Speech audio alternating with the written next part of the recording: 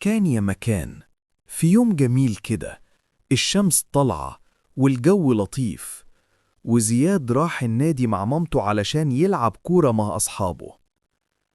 نزل الملعب وكان مبسوط جدا، بيجري وبيضحك وكلهم فرحانين.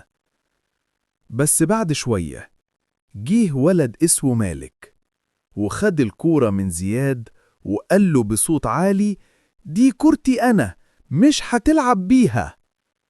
زياد استغرب وقال له: طب يا مالك نلعب سوا.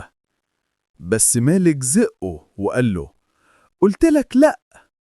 زياد اتخض شوية، بس افتكر كلام باباه: لو حد حاول يضربك يا زياد ما تسكتش، قل له ما تضربنيش وابعد ايده عنك، لازم تدافع عن نفسك، اوعى تسيب حد يضربك. فزياد بص لمالك وقال له بصوت قوي: ما تضربنيش يا مالك، ومسك ايده بإيده التانية وشالها من عليه، وبعدين بعد خطوة لورا. لكن مالك حاول يمد ايده تاني، فساعتها زياد وقف ثابت.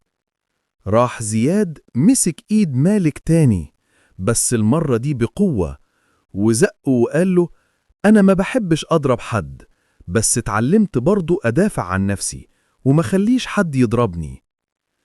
في الوقت ده المدرب حسام سمع الصوت وجه بسرعة وقال: إيه اللي حصل يا ولاد؟ زياد قال: مالك كان عايز يضربني وأنا قلت له لأ ودفعت عن نفسي. المدرب قال: برافو يا زياد، كده الصح، قلت لأ وما سكتش ودفعت عن نفسك من غير ما تأذي حد. وبص لمالك وقال له: وإنت يا مالك، إحنا في النادي بنلعب مش بنتخانق، الصحاب ما يضربوش بعض، بيتفهموا بالكلام. مالك حس بالكسوف وقال: آسف يا زياد. وزياد ابتسم وقال له: ماشي يا مالك، نبدأ الماتش تاني. ضحكوا الاتنين واللعب كمل، والمدرب كان فرحان بيهم جدا.